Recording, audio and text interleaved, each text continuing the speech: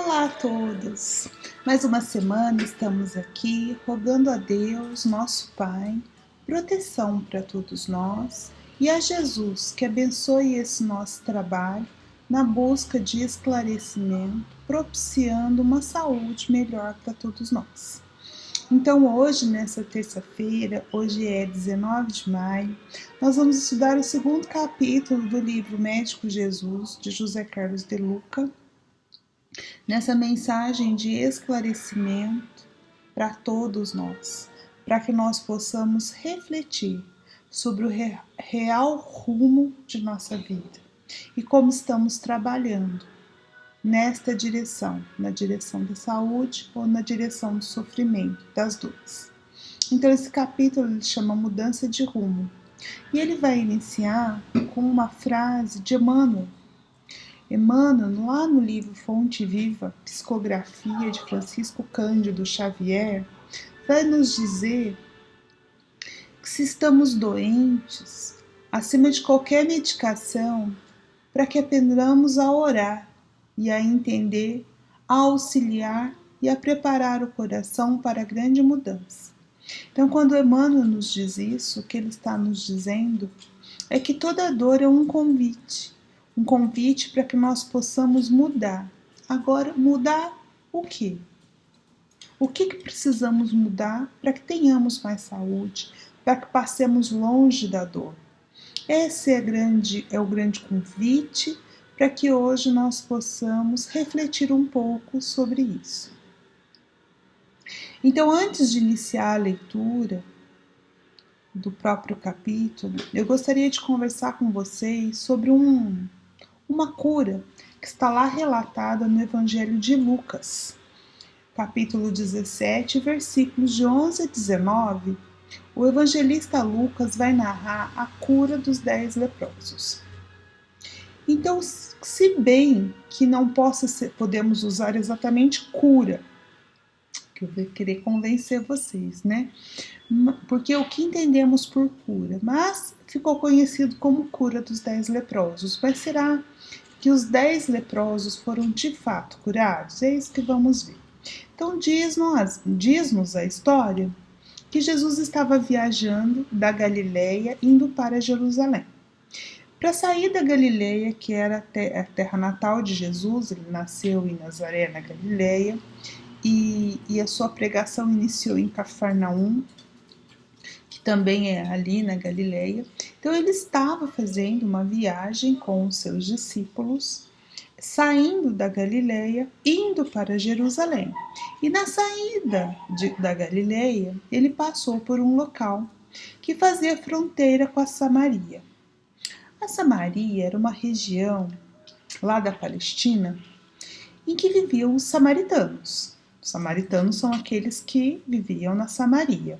E tinha uma coisa interessante que acontecia entre os judeus e os samaritanos. Os samaritanos, eles eram desprezados pelos judeus porque os consideravam hereges. Então, há muitos anos, muitos mesmo, houve uma dissidência entre as 10 tribos de Israel e Samaria acabou seguindo um rumo diferente. Então, por isso, os samaritanos eles eram considerados hereges pelos judeus, eles eram desprezados. Bem, então, passando pela Samaria, eis que de longe um grupo de 10 leprosos pedem misericórdia a Jesus que os cure. Eles estavam ao longe porque os leprosos eram proibidos de se aproximar. Como a gente bem sabe, a lepra ela é uma doença contagiosa.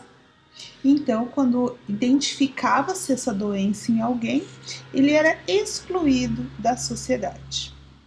Então, ali naquele grupo de 10 leprosos, conta-nos a história que juntavam-se judeus e samaritanos. Olha só que interessante, né? Na saúde, judeus e samaritanos não se misturavam, mas na doença não tinham o que fazer. Eles viviam ali em comunidade, um se apoiando ao outro, judeus e samaritanos. Na verdade, conta-nos a história que eram 9 judeus e 1 samaritano. Então os 10 imploram ao mestre a Jesus que os cure. Jesus, ao longe, diz para eles, não chega a se aproximar, diz para eles assim: ide vos mostrar aos sacerdotes. Porque era costume na época, se você se curava de alguma coisa, você tinha que ir aos sacerdotes para que eles os considerassem limpos. Porque todo mundo que tinha uma doença era considerado impuro, entre outras coisas, mas quem tinha uma doença também era impuro. E assim vão os 10 leprosos pelo caminho. No caminho, eles percebem que aquelas feridas, aquelas deformações que eles tinham no corpo começam a desaparecer. O que Jesus fez? Pelo seu magnetismo, que sabemos que era muito elevado em relação da sua moralidade, do seu poder psíquico, poder magnético, ele conseguia fazer isso. Então, ele fez o quê? Ele fez uma limpeza. Então, quando ele fez uma limpeza, uma asepsia, a consequência natural foi sumir aquelas feridas. Mas nós não podemos dizer que a asepsia, na verdade, é a cura real, porque a cura real depende da pessoa, de como a pessoa vai encarar. Mas Jesus pôde ajudar. Ele fez o que? Asepsia, limpeza.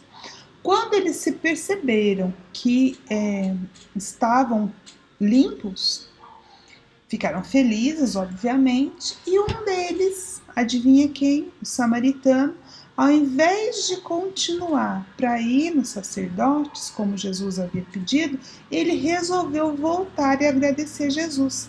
Os outros não, os outros continuaram, foram aos sacerdotes, provavelmente se mostraram, estando limpos, voltaram para suas famílias, né, para suas vidas, que era o que eles queriam.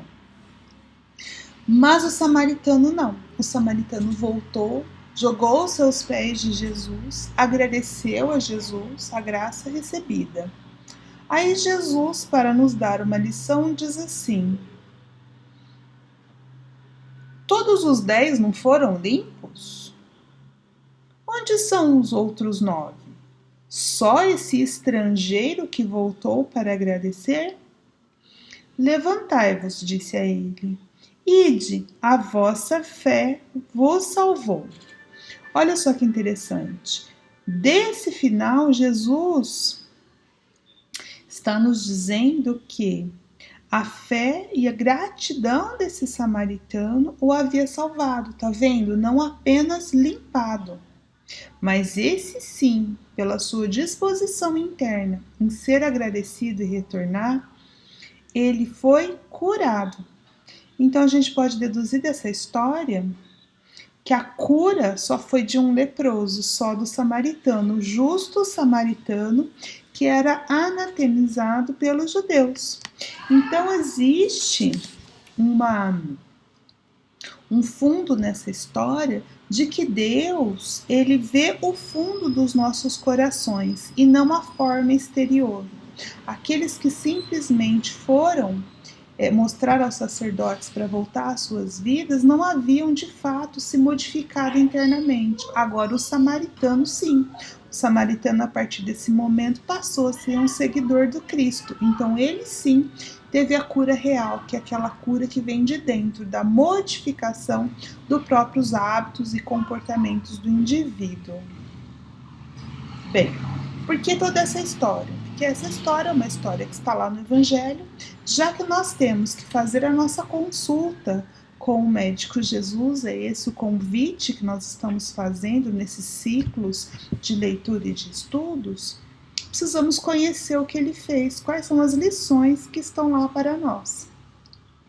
Então, dentro das nossas doenças, pequenas ou grandes, graves ou não, né? Nós estamos, de fato, buscando a cura real dos nossos espíritos, ou nós queremos só nos livrar, ser limpo do que está aparecendo? Essa é a grande pergunta, porque se a gente for ver 10 leprosos, 10 doentes e só um teve a possibilidade de ser curado, isso é 10% somente, é pouco. Então, seguimos com o conselho de Emmanuel, né? Então, se estás doente, acima de qualquer medicação. Então, Emmanuel diz: procure a medicação, sim, para limpar, para fazer uma asepsia do seu corpo. Mas é urgente que nós aprendamos a orar e a entender que foi isso que o samaritano fez. Quando ele agradeceu, ele fez uma oração em agradecimento e ele entendeu a dimensão que Jesus mudaria na mudança de rumos da vida dele. Ele jamais voltaria à vida anterior, aquela vida, aqueles hábitos que o levou à lepra, enquanto os outros provavelmente não. Então, agora começando a leitura do livro, né? Então, quando estamos em um lugar que nos desagrada ou nos provoca certo sofrimento, a solução mais lógica é deixarmos esse local. Quando pretendemos chegar a uma cidade ao norte e pegamos uma estrada ao sul, precisamos fazer uma conversão para alcançar a rodovia correta. Não é verdade? Então, na enfermidade acontece a mesmíssima coisa. A doença é um aviso de que nós estamos dirigindo o nosso carro, o carro da nossa vida, pela estrada errada. Geralmente, essa estrada se chama desequilíbrio. Por isso, não há cura verdadeira sem mudança de estrada, sem conversão de nossa parte. Desacelere o carro da sua vida. Faça uma parada. Se você continuar correndo desse jeito, vai se arrebentar na primeira curva das dificuldades. Então, a dor ela é um convite à mudança de atitude, não é? Então, nós sofremos porque ainda nós não aprendemos a amar. Vamos entender um pouco mais isso, o que isso tem a ver com esse carro da nossa vida.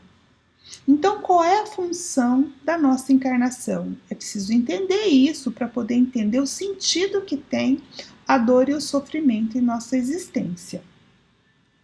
Então, a dor, na verdade, é um convite. Porque se eu estivesse no caminho correto, ela não precisava existir. Então, a dor só existe para nos avisar, para nos indicar que aquela estrada, aquela maneira de viver não é adequada para nós. Não vai nos levar num bom lugar. É como se fosse um aviso da estrada. Não vá por aqui, perigo adiante. Mas será que nós estamos entendendo os avisos da estrada, que se chama dor e sofrimento, ou será que nós estamos ou seguindo desenfreado, só esperando chegar no abismo, ou muitas vezes esses avisos fazem com que a gente pare à beira da estrada?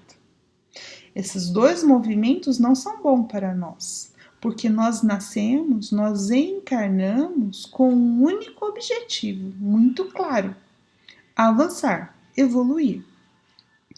A questão de número 132 do Livro dos Espíritos, o codificador Allan Kardec ele vai perguntar aos espíritos da codificação o seguinte: qual é o objetivo da encarnação? E a resposta dos espíritos é muito clara: fazê-los chegar à perfeição. Então, o objetivo da encarnação é nos fazer chegar à perfeição. Então, o nosso objetivo é evoluir. Nenhum momento nessa resposta apareceu a palavra sofrimento. Então, nós não precisamos de sofrimento para evoluir. Nós precisamos evoluir, esse é o nosso destino. Mas, se não evoluirmos, né, então o aprendizado ele pode ser feito de algumas formas, de acordo com a nossa escolha, o nosso livre-arbítrio, que é um direito nos dado por Deus, né? O aprendizado pode ser por amor ou pela dor, a escolha é nossa. Por que sabemos isso? Porque nós sabemos que é o amor a maior das perfeições. A resposta está no Evangelho. Porque quando os Espíritos dizem que nós estamos caminhando para a perfeição, qual é o sinônimo de perfeição para nós? Deus, nosso Pai. E lá em João João vai dizer que Deus é amor. Então, nós sabemos que a perfeição é amor. Então, nosso objetivo é amar, aprender a amar. E quando nós nos distanciamos desse objetivo, ou seja, nós entramos no caminho do desamor, vem a professora dor para nos avisar que aquele caminho não é adequado, que estamos em desarmonia com a lei do universo, que é amor. Então, continua o autor pedindo para que a gente reflita sobre os nossos atos e os caminhos, sem nenhum propósito de se culpar pelo que tem feito. O objetivo é torná-lo consciente das escolhas que tem feito, estimulando-o a tomar uma nova estrada que o levará ao destino da saúde e da felicidade. Então, qual é o convite aqui que José Carlos de Luca está nos dizendo, o autor desse livro? Imagine que você traçou um caminho, você vai fazer uma viagem, você traçou um destino. O seu destino é a felicidade. Felicidade e saúde, porque não pode haver felicidade sem saúde, porque a saúde é a harmonia. Bom, então o seu destino chama-se felicidade. Então você está no seu carro é o seu corpo nesse momento, no seu destino. Como a gente sabe, quando a gente vai fazer uma viagem, né, que é para um lugar que a gente nunca foi, no caso a felicidade ainda é desconhecida para nós a buscamos, mas nós não chegamos lá. Então, o que você faz? Você traça o teu roteiro de viagem, você pensa quais são as estradas que você tem que pegar, a direção que você tem que seguir. Hoje a gente usa muito o GPS, né? Então, a gente tem um GPS e a gente coloca lá. No caso, só fazendo uma relação, qual é o nosso GPS nessa estrada rumo à felicidade? Chama-se Evangelho, que Jesus, nosso irmão maior, em manifestação do amor que ele tem para a humanidade, indistintamente, ou seja, um amor incondicional que ele tem por nós, ele encarnou-se aqui na Terra e nos deixou os evangelhos. Então, os evangelhos, isso que nós estamos fazendo aqui, é um GPS para a nossa vida, que vai nos indicar se estamos no caminho correto ou não. Bom, enfim. Então, quando nós estamos lá com o GPS, seguindo a estrada, o que acontece? Vocês já viajaram.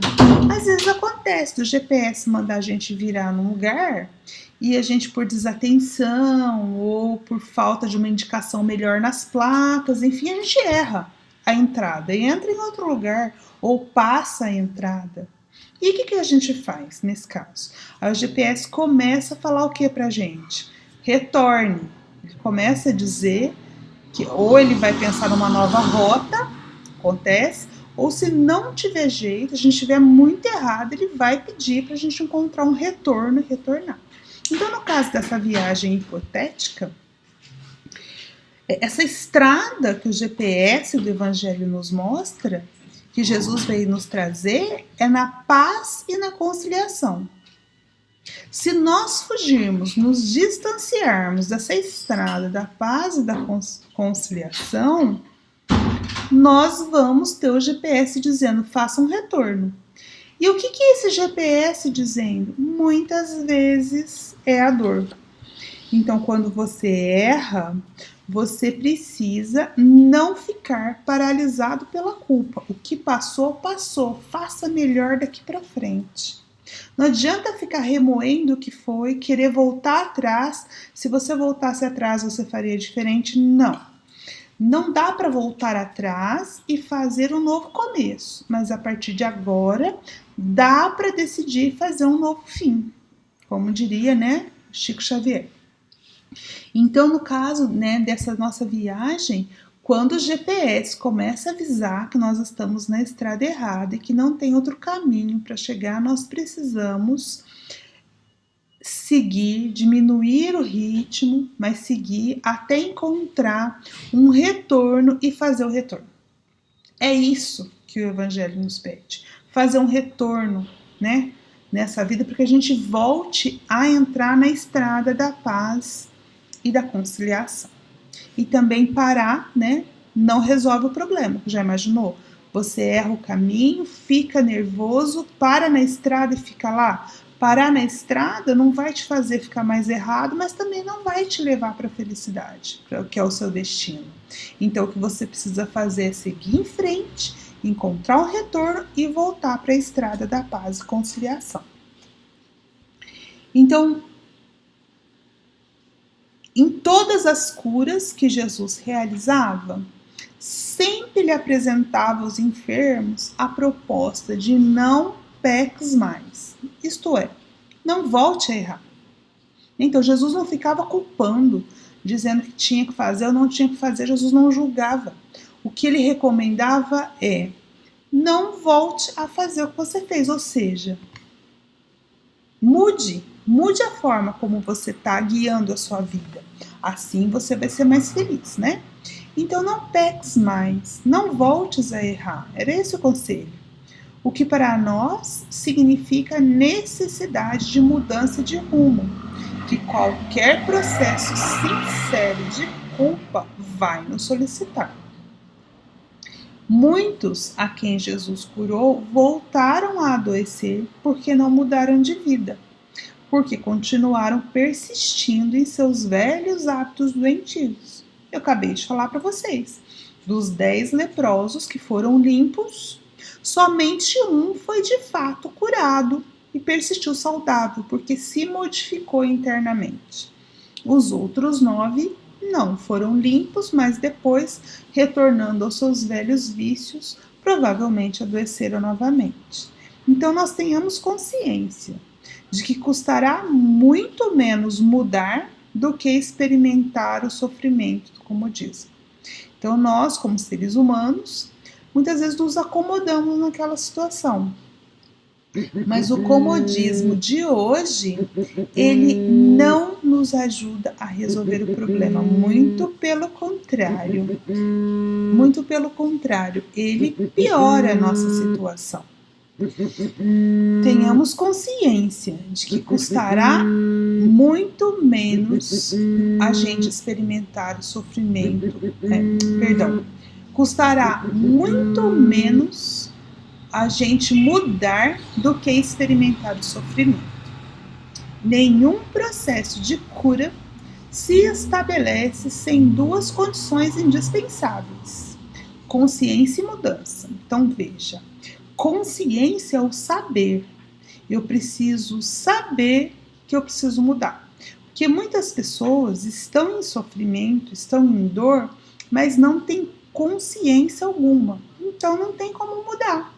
Se eu não sei, se eu não coloco em mim a responsabilidade, não dá para pensar em mudança. Então a primeira coisa é saber.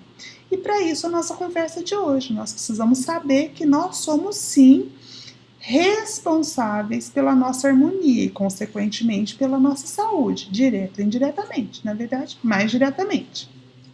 Só que às vezes é inconscientemente, na verdade, não direta, né? Se eu fosse falar melhor, consciente e inconscientemente. Então, aquilo que nos adoece, porque nós estamos guardando no inconsciente, nós precisamos trazer para a consciência. Por isso, refletir, conversar sobre isso é importante. Eu estou doente por quê? O que eu tenho que aprender com essa dor? O que é que está fazendo com que eu entre em desarmonia? Por que eu estou saindo dessa estrada da paz? O que está tirando a minha paz? Porque essas perguntas vão me ajudar a ter consciência do que eu estou passando. E a partir do momento que eu sei, que é o saber, agora sim. Agora é o outro passo. O querer. Eu quero mudar? Isso que eu já identifiquei, eu consigo ser capaz de mudar a forma como eu sinto, como eu penso? Então, de acordo com o autor, ele nos faz um convite e estabelece essas duas condições que são indispensáveis para a cura. Então, se eu estou em busca da cura real, como o leproso samaritano, eu preciso ter consciência e querer mudar. porque nunca é tarde para mudar de caminho. Então, por mais que eu já estou nesse caminho há algum tempo, por mais que eu já tenha passado por muitas e muitas placas me indicando que eu estou no caminho errado, sempre há tempo de voltar. Sempre o GPS do Evangelho vai estar iluminando, nos convidando a retornar. Por piores que tenham sido as estradas do erro percorrido, não tem importância. Jesus curou muitos pecadores. Ele disse que ele veio pros doentes, porque os sãos não precisam de médico. Então Jesus jamais desistiu de você. Você que está me ouvindo agora, Jesus não desistiu de você. A doença é exatamente um chamado para que nós retornemos ao caminho do bem. Como há 2000 anos atrás, o médico Jesus está pronto para curar você. E você? Está pronto para a mudança?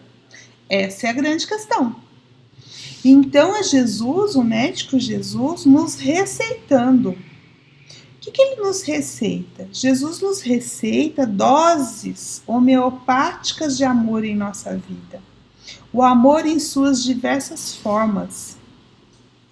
O amor como um método de aprendizado. Podemos aprender pelo amor, não precisa ser pela dor. Então, essas doses de amor pode ser uma dose de perdão, porque perdoar é uma forma de amar. Doses de aceitação, porque se aceitar é uma forma também de amar. Aceitar o outro, respeitar o outro é uma forma de amar. Ser proativo, trabalhar no seu bem e para o bem comum.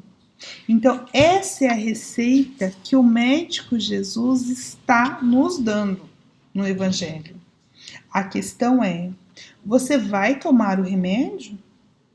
Ou você quer continuar nessa posição de vítima, de mártir e de pobre coitado? É preciso escolher. Se nós continuarmos em posição de vítimas, mártires, coitados, a escolha é o sofrimento. Agora, se escolhermos amar, nós não precisamos passar pelo sofrimento. Não basta, né? Então nós fomos na consulta do médico Jesus, que é o Evangelho, né? Essa dose homeopática do Evangelho, mas não basta ouvir a palavra do Mestre e achar bonita. É preciso seguir Jesus. Então é preciso praticar aquilo que ele está nos falando. Nessa analogia com o médico, nós marcamos a consulta. Nós fomos à consulta. Porque tem gente que marca e não vai na consulta. Não, nós estamos aqui. Jesus receitou para nós algumas coisas, que são essas doses de amor. Nós podemos escolher tomar o remédio ou não. Então, eu vou fechar com tudo isso com a receita, né? Então, a receita para a semana, para a gente pensar qual o rumo da nossa vida. Então, Jesus nos receita: pare com o ódio e perdoe. Viva em harmonia com todos e com você mesmo.